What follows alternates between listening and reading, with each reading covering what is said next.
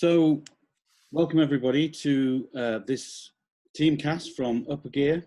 Today we're going to be talking to Stephen McDonnell, who's based in Southern Ireland, a fascinating individual. Stephen and I met a few years ago through one of our Upper Gear colleagues, John Murphy.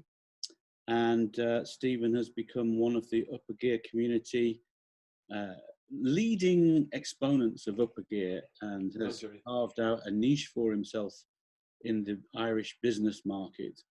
He runs a company called Live Unbound and works with winning teams and transforms cultures into winning cultures, high performance cultures.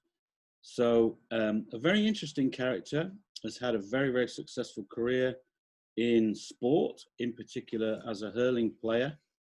And I guess I am fascinated to talk to Stephen and have the opportunity to share with you Stephen's career and how that's taken him into playing for successful teams in the hurling world in Ireland. And I guess that's what we'd like to explore today. So welcome, Stephen. Thank you, Jerry. So maybe we should start off with a question, which is, how did you start playing hurling in the first place? We're going right back with this answer, but as you can imagine, very young age is when the hurley was with my hand, and back then I played a lot of sport, right? So when you're young, coming from where I'm from, the north side of Cork City is an area where you're living in a estate and you've got a lot of houses within that estate, and as a result of that, you get very lucky and have a lot of people your age, within that estate. So when I was young, there was plenty of other people and other young lads that were my age in the park, and we were very competitive, a lot of us. So we played sport to use our energy, and hurling was one of the sports I played. I actually played soccer very, very good at soccer as well. Not to blow my own trumpet, but soccer was probably my primary sport when I was younger. Played with a club, the same club as Roy Keane, actually, Rockmount. And played with Rockmount FC. And I suppose the reason I stuck with hurling was because the hurling field was right outside my front door, whereas Rockmount was a bit of a drive. And ultimately, that was the reason that hurling was the one that I settled with. And just played at a young age, and I just went. I understood, with hard work, how good you can get, and just started to enjoy that journey, and it took off. And I'm still playing to this day, right?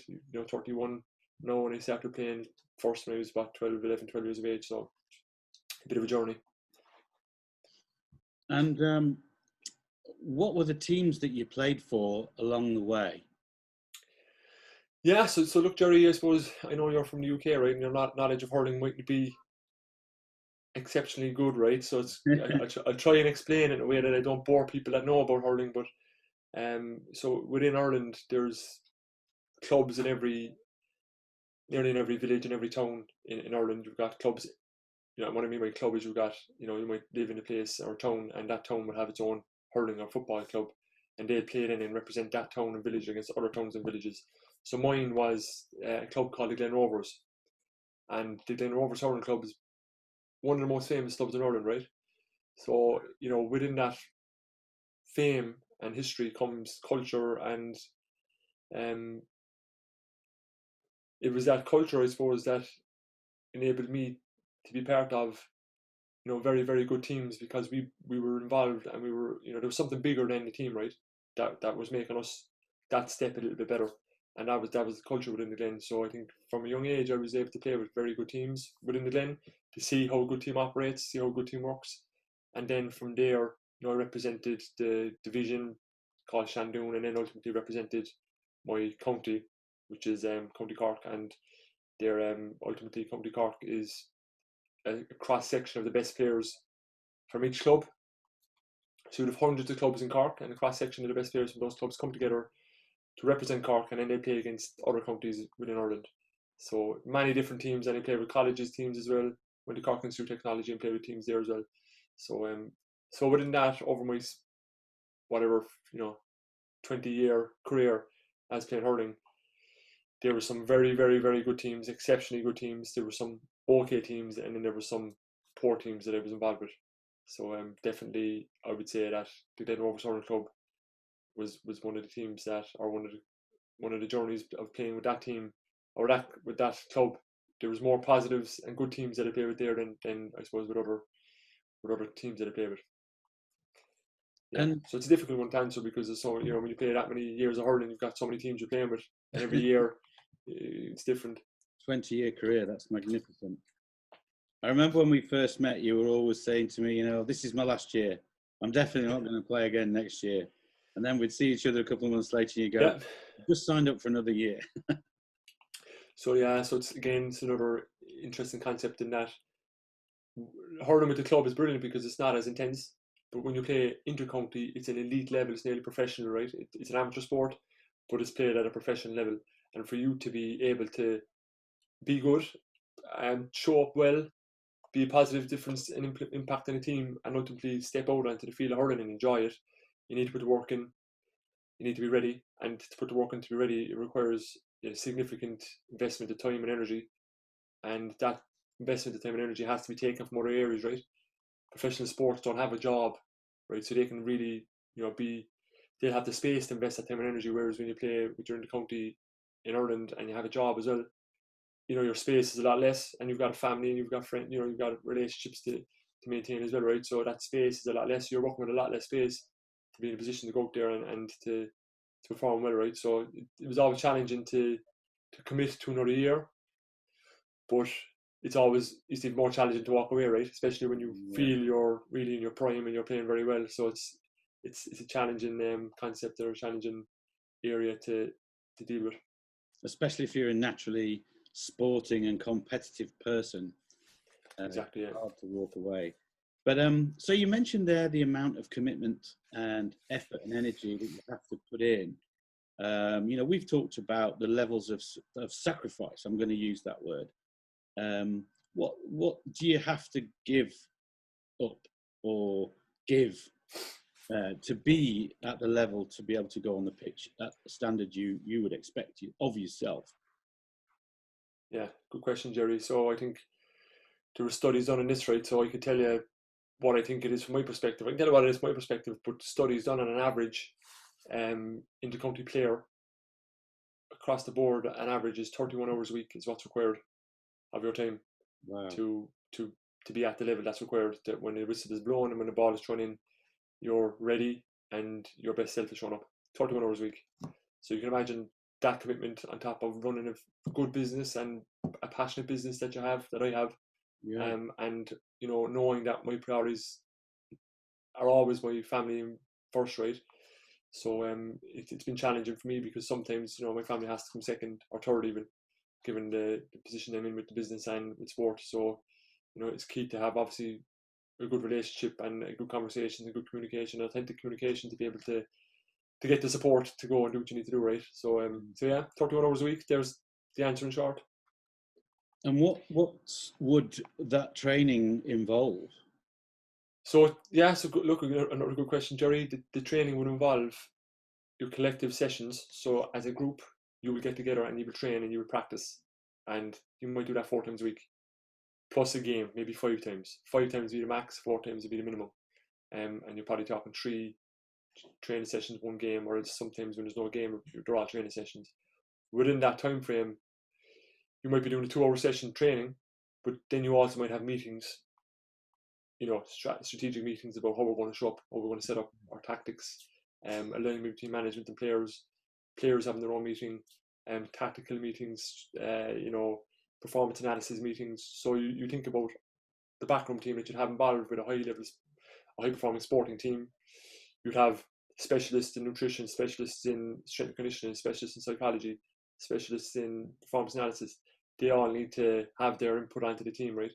And they're going to do that in the background, but they also need to take from the players' time to enable themselves to do that. So there's the hurling session where you practice, you're out there on the field, but there's also a whole host of other things that go on behind the scenes that require the players' time. But that's the collective sessions as a group. Outside of that, you need to recover. Recovery is key because you're going through, you're constantly involved in high intense activity. So recovery is key.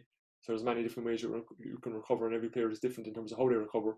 But for me, I like to go to the pool, I like to go to the beach. You know, it's different. I have a young baby at the moment, so the beach is a bit, I can't go to the beach, right? But, you know, yoga sessions and everything else that goes with that, about the recovery, and then you obviously you do your own gym session or your own extra little bit in between to make sure that you're showing up at your best constantly.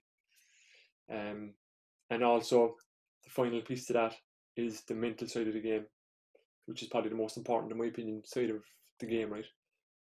Professionally, but also even in a work context, in a team context, your mental side of the game, your mental toughness, how you think about the game, your positivity, your optimism, all of those things, your present moment awareness, they all impact heavily on your performance, but also your enjoyment of the game.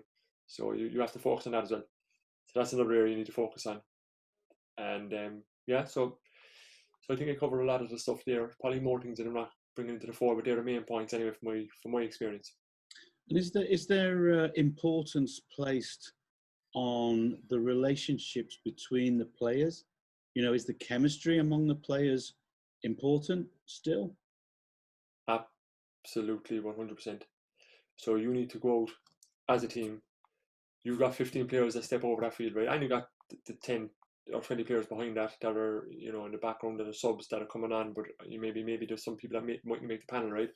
But all of that group together, when they represent the team to play against another team, if you've got a unified group, right? I've taken that 15 players in the field. If you've got a unified group of 15, if you can picture it like, you know, glued together like strength, and you go and you play against a team that hasn't got the unity, that maybe have unity in twos and threes, pockets of unity, individuals, and you put them together and they're coming into a force together, which team is going to push the other team over or go beyond the other team? The strength of the team that's collective will just overrun the other team.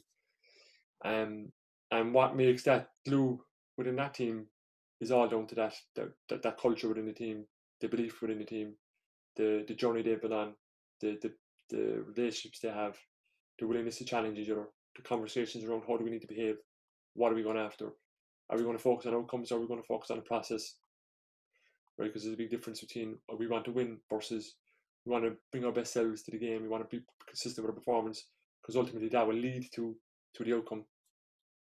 All these things will lead to that glue, right? That understanding of each other, the care for each other, right, which is a huge one. The actual willingness to be there for someone, to care for them, and for them to understand that. Because if that happens, you've got someone on the team that will, you know, really be there for you, or go to the end in the earth and back for you, right? And I've been involved in teams that have that, and it's a special place when you have that within the team, and it leads to amazing results. So all that will lead to that unity. When you play a team that doesn't have that, it's easily identifiable, and you just steamroll that team, right? So, you know, it's, yeah. So when the relationships are kind of in small clusters or broken, yeah, it's harder to perform well. Yeah, because it's ultimately, you can imagine, right? And everyone that's listening to this now, Jerry, and I know yourself as well, is nodding their head to say, of course it is. But I suppose it's important to just harp on that point a little bit more so they understand it, because I know that a lot of listeners are probably involved in teams that have that. You maybe got pockets and twos and threes of silos that are connected to each other but aren't connected to some other people, and they think it's okay then to maybe to work well with this person but try and avoid the other person as much as they can until they absolutely have to work together and get by like that, right? So ultimately that minimises the performance of the team. And when you're up against, I suppose in every context, of course, it is a negative. And what happens then is the more that it goes on, the deeper that it gets and the harder it is to turn it around. Yeah. So it's not something you deal with tomorrow, because actually tomorrow will be more difficult to deal with. Yeah, yeah. And next year will be even harder again. And because of that also, you always have colleagues, or you always have, you know, especially, you know, with our work with senior leadership teams, they're role models. There's always people watching them. There's always people watching how they deal with each other, how they interact, how they as a team. And if they set a bad example, without them even knowing it, it seeps down within the organisation. And in the middle, the management team starts to behave like that. So here I am in the finance team, and I get on well with the business development, but I don't get on well with the operations. So me as a middle manager knows that my boss that gets on with this person doesn't get on with that person. So I'm not going to get on with this person, I'm not going on with that person as well, because I think they like that. and it just seeps down and it seeps down. And it's the same in the sporting context. You've got role models and leaders, these young people coming into the team, and if they're looking at you with a click, and they're going to start developing their own clicks. They think that's right, they think that's okay, they think that's what's required, and it just, the negatives, I can't. You can see my passion when I say the negatives, right? They just go beyond, anything that I can explain here, right? The actions and what happens as a result of these things happening are really impactful in a negative way. And so during the game, how did you try and communicate? I mean, do you shout at each other as in a form of feedback if someone's not playing to the system, or do you have a word with them when the game's in a bit of a lull, or there's a game breakdown? How did you deal with it? So so it's an interesting. I'm probably saying this too much now about the great questions. They are great questions, and they're really bringing out the enthusiasm within me, right, and the passion within me. But first of all, you need to go out there unified, right, so that when you communicate, it's 100 times more effective, and you know what's going on, and when the communication is made, you know exactly where it is and what it's about. Rather than if you don't have that alignment before you go out, communication can be made, and you might think of something, but they might mean something else, and you might be second guessing. You don't have time in the moment to go back and forth. So it's you do get your half time, but in the moment you don't. Yeah. So I think that's the first stage, is just that alignment prior to going out there, alignment around what we're going to do, how we're going to do it, Game plan. and plan B if something goes wrong. Yeah. Right. So you've all these different conversations that need to be had prior to that, and an understanding that no matter what happens, we're there for each other, good, bad, and different, to go and express ourselves, mistakes to be made. We're still there for each other, and we'll still deal with it and backing ourselves with that. So that's the first step. The second step is when you're out there, understanding each other. Some people are different to other people. Some people like to shout, be aggressive. Other people like to be calm and mellow. So understanding that whatever way the communication comes, it's as a result of the best way that works for that person. And you need to be able to respond to the way that their communication is being made with a positive light, rather than react to it, because some people might react differently to different ways of communication. So that's the second thing, is to understand each other and how we communicate. The third thing then I'd say is that it needs to be positive, always. When you shout and tell someone makes a mistake, you shout, tell them, cop on, get your act together, and give out to them really essentially what's going to happen. They're going to go down within themselves, and they're more likely to make the mistake again. Yeah. So rephrase that and to say, John, let's get get going, right? You're 100 times better than that, and we need you. So it's encouragement and reaffirmation of their skill. Yeah, and that's when mistakes are made, right? But you always need to be just getting your setup right, your structure right, communication when there's moves being made. If you see something going on, if your player gets free and someone has a back turned, or there's a missing alignment with it, you need to be able to communicate that really sharply, succinct, to the point of, let's make sure we deal with the situation that's unfolding in front of us, right? So I think that's one answer to the question. I've heard there was 3 points to communication that I heard recently. I've done a certification, Unbeatable Mind, credible certification, over a year, and part of it, there's 150 modules plus. One of the modules was on authentic communication, and there was only ever speak when these 3 things are ticked, these 3 aspects are ticked. The first one is that it's truthful, right? The second one is that it's positive, and the third one is that it's helpful and comes out of respect and love, right? So truthful, positive, and out of respect and love. So truthful, that'll make a positive impact, that is useful, right? And respect and love. So I think that those 3 box ticks, I suppose, are always relevant, even you're on the field of sport, where you're in business, or even when you're in a relationship or with your family. Yeah. Is it positive? Is it helpful? And is it come from love and respect? Beautiful. Stephen, so you've played for 20 years. You've played for different teams. You've played at the highest level and experienced all of this coaching, development, training, self-sacrifice to make sure you're bringing your optimal self to the game, especially at the critical games. What are some of the major victories that you've enjoyed? Yeah, the biggest one, I suppose, that we're looking at, the biggest one, obviously I've captained the Cork Senior Hurling team to Munster Championship success, a dream come true for a long time for me, a young 11-year-old kid, right? So that was huge. Ultimate dream. Ultimate dream, right? I remember the day lifting that trophy, and it was just like, whoa, I mean, this is something that, it's a dream, right? But, that wasn't the first one that came to mind. The first actual game or win that came to mind that really fires me up, right, is we won our first county championship senior. So senior is the highest, I suppose, age group. You can go from underage to senior. And that was in 2015. We won our first one. So we broke about, it was 30 years at that stage. I think it was 30 years. It was around that time, anyway, around that time frame. Was it 30? No, it was 20, 25, 26, 27 years, around that frame between the last time the Glen had won a senior county to now. So at that time, we had to break a lot of barriers to get there. We had to go against the grain to win. We weren't one of the leading teams at the time, and we beat a team that beat us the year before. They beat us by, I think it was 20 points, Jerry. So that's it was 218 to 8 points, right? So 2 goals and 18 points to 8 points. It was an absolute hammering. The game was over after 10 minutes. So that was really challenging for us to take, right? But we came back the next year and we beat that same team in the final, and I think we beat them by about 13 points. Right, so we hammered them. After they hammered us, in 1 year's time, we came back and we absolutely hammered them in the final. That was our first time winning the county championship for all of us involved. That was our first time. So not only was it our first time winning, but we destroyed a team that made fun of us the year before. Yeah. So that was really powerful. And really, it just really fires me up every time I think of it, and something I'll take with me forever, Yeah. Incredible. Yeah.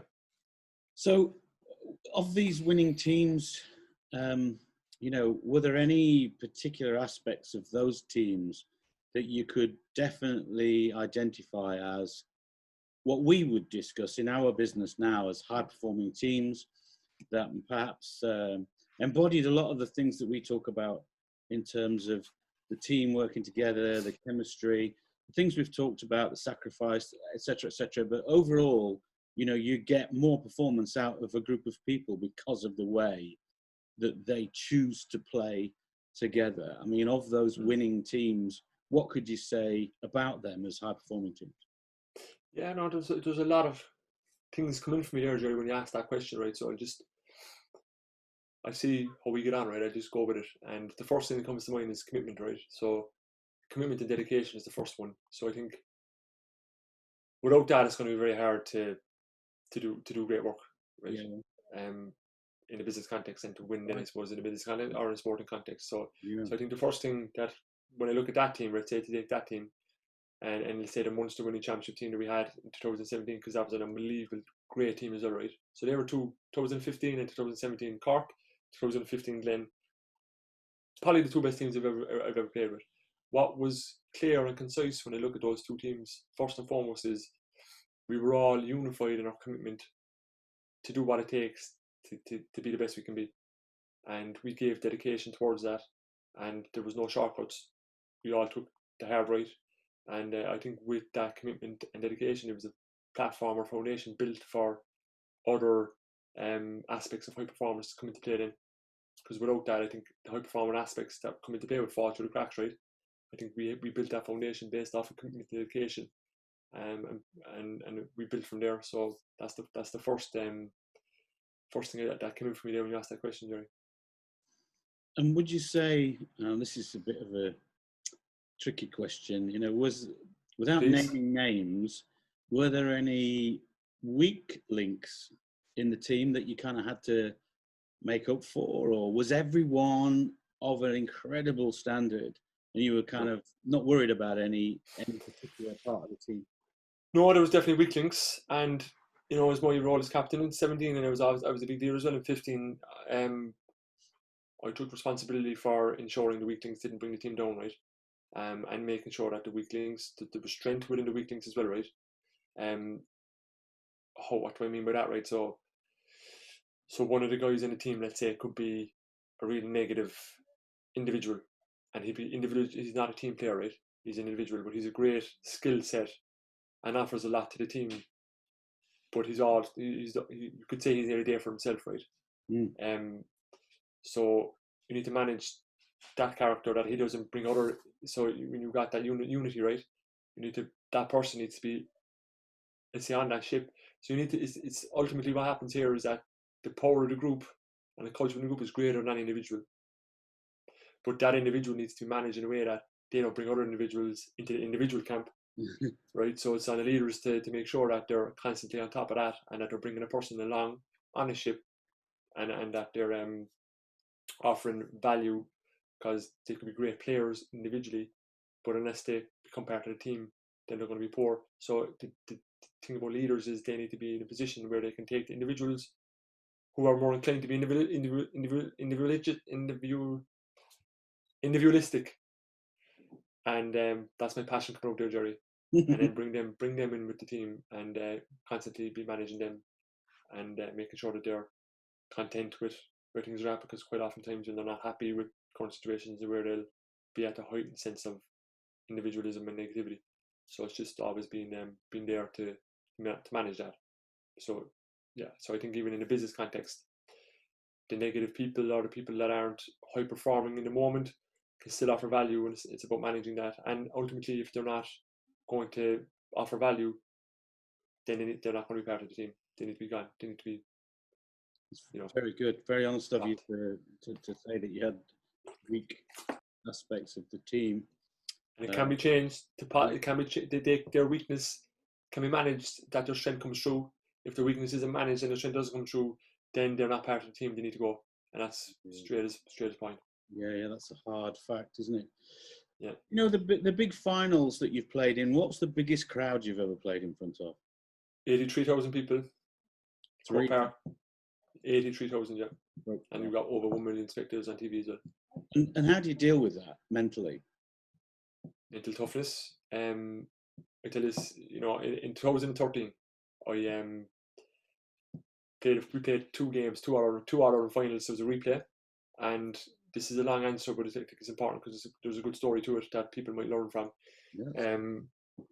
We played the first game 2013, and I was young, my early 20s, and our final, first time playing in front of 3,000 people. Now I played in front of 60,000, but this was higher. This was a higher audience, more pressure, more at stake, and I felt the pressure on my shoulders. Just a second. Did you just say you played in front of 60,000 people? Yeah, the semi-finals and the once the championship games are at that level, the finals then go to the higher grade of 83,000 people. So I had that experience playing in front of big crowds before, right? But this was an all-Ireland final, the highest, it was the most important game in hurling you're ever going to play in. And at a young age, I felt I just didn't deal with the pressure, right? I was caught in a fear loop of, geez, I'm not ready here now. Geez, I'm not good enough. Or coming from the north side where I'm from, what hurlers play with Cork up here, family never play with Cork. We're going on the dressing room thinking I'm different. I don't deserve to be here. So all these, these thoughts, right? I was caught in a negative fear loop, and a negative internal dialogue. So I went out and ultimately played a poor game, because I was, thinking negatively, going out there, and because of that, my actions, right, thoughts precede actions. I was performing, I was kind of doing the minimum to get by, not expressing myself, not going for the ball, hiding out there, right? And that was the first hour of final in 2013. And I remember we drew the game and got through it. And we were going home the following day. And on the way home, we stopped off on the beach for a recovery session. There was a paper going around the bus. I think it was Daily Mail or something like that. And paper got to me. I looked at it. There's a huge couple of pages on the game, and they rated each player within the game. Right? Of course they do, right? And it's a great thing about sport is you get to deal with criticism at a young age. And you can manage when you manage it. It really helps you in your own life, right? To have confidence, to be your best and be yourself. So that's my first real insight, and in the time I had to deal with it. So what happened was I looked down. All the Cork team were at 6, 7, and 8. Clare team were a little bit better because they probably play better on the day. I was at a 4 out of 10. Everyone on the field I was the worst rated. So there in that moment, I made a decision that I need to change something, because I can't be a victim to my own thoughts, my own fear loop. I need to come out of the fear loop. And there's a thing called a courage loop. So we had 3 weeks before the next game, and within that 3 weeks, I made a decision to operate from a place of courage rather than from a place of fear. And I started to look at the reasons why I did deserve to be there, why I was good enough. Look at all the training I had since I was 11 years of age. Look at the leadership I've shown over all that time. Look where I am now. And I started to see the goodness within myself. I started to train, and I started to express myself like I wanted to play out in the field. And the game came along in 3 weeks' time. I went out there, played a very good game, right? The following morning, I was down having breakfast in the hotel after the dinner. No, we lost the game, right? But I remember I got a pat on the back, and it was a chairperson in Cork GA at the time, and they said congratulations. I was like, what are you talking about? Congratulations for what we got beaten in the game. I go, what? At least the last time anyone should say congratulations is right now, right? I was in the depths of despair after a tough outing and getting beaten. But they say, oh, you got nominated for man of the match. So I went from 4 out of 10 worst on the field to Cork's best player, the only player to get nominated for man of the match, and one of the best players on the pitch within 3 weeks. And it was all because of shift in mindset and mental toughness. So that's how you deal with it. You back yourself. So I've been involved in games where I wasn't ready. I didn't have the preparation done. I was going into fatigued. I was going into it injured. But when you're mentally strong, you can still go out there and put a good shift in and put a good game in, right? So, that's what it's all about. And I think the key thing here is that pressure is huge, right? But pressure is a privilege. And when you go out there and you're involved in these big games, these critical games, there's a pressure that you're under that you don't get anywhere else, right? And you must welcome that. You must go into it, because there's where you really see what you're all about. You really see yourself, really challenge yourself, really get the best out of yourself. And they're great experiences that you can cherish in your life. So when I'm injured, when I'm going into poor shape or whatever else it is, I take that as another challenge, like as another this is a test yourself, see how you get on, see how you deal with it. So that's how I think about games, and I think that enables me then to go out there and put a good shift in championship all the time.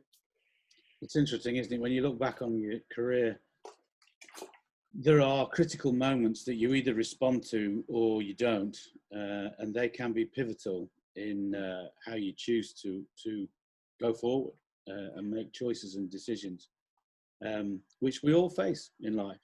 So moving from your sports career, Live Unbound has been your business now for a number of years. You've got some big clients in Ireland that you're working with in order to develop winning teams, transform the cultures into high performance cultures. What are some of the principles that you bring with you from your career in sport into the world of business? Yeah, Jerry, I think, to be honest with you, it's I obviously from my experience now, I'm able to go into a team, a senior leadership team or a critical project team, and very early on I'm able to see what's going on, right? Yes. I'm able to get a good idea of, okay, what's the situation within this team. I'm able to see the story, right? I'm able to see, I suppose, what are the dynamics, what are they looking to achieve, where are their strengths, where are their weaknesses, where they want to get to, what's their blind spots, do they actually believe in themselves, do they want to be a high performing team, what's holding them back, I can just get a clear, I'm able to see that, I'm able, like pieces to a puzzle, right? I'm able to see that and get that clarity and conviction around the team situation. And it doesn't just happen, right? Obviously there's interviews, there's workshops and stuff, and then arrive at that situation, and then I can build a good journey for them out of that then, right? That's where the foundation is built for what this team needs, because every team is different. And ultimately, that's what I can take across from sport, is that just experience of when I was involved in a report team, what were the conditions? When I was involved in an OK team, what were the conditions? And when I was involved in an exception team, what were the conditions? And they're the same, regardless of sport, business, family, whatever it is, the conditions are the same. And because of that, I have a heightened intelligence of teams and a heightened intelligence when I step into the business world of what needs to happen for this team to go from where they are now to where they want to be, and help them on that journey, to be there as a partner and supporting them on that journey. Well, they're very lucky to have you working with them in all sorts of different capacities in terms of their formal and informal development for individuals and teams. And I know you use upper gear methodology and systems and our software with some of your clients. And that has great effect, positive effect on the teams that you work with to get them to where they want to be. Is there anything else you'd like to add, that perhaps we might have missed in this last half hour or so? I think, Jerry, there's a lot covered there, a lot for people to take in. So not really from my side, I suppose. Just with COVID-19, I know that's challenging for people and challenging for teams. And I think resilience is a huge one at the moment. So, it is in this COVID-19 world we're in. It's tough out there. And then people need all the help they can get. And I think that's probably a strong message to close on. If you're thinking about hiring a team coach, now's the time to do it more than ever. Yeah, I think that's true. I think you're right there. I think sometimes the decision is to hold off when right now people need that support more than ever. I think it's good to be proactive. You don't want to be reactive. The negative comes in. It's like, oh, we need a team coach now. That's late, right? To be, that it'll be a lot harder to turn that ship around. Whereas, when you need support now, guiding the ship and make sure that the team is effective, that they can deal with whatever arises out of that situation. I think that's always a better place to be, right? So responsive rather than reactive and proactive. Yeah. So listen, thanks ever so much for sharing your insights into your sporting career, but also how some of those experiences are applied into the business world in your working practices. And all those business people in Ireland, if you're looking for a brilliant professional team coach or individual coach, look no further than Stephen. And I'm very proud to work with you, with our Upper Gear business as well, and our community. And thanks ever so much for your time today, Stephen. And as it's Friday, have a great weekend. You too, Jerry. Great to chat with you. Thanks very much for having me. As always. We'll see you soon. Yeah. See you, Jerry. Bye-bye.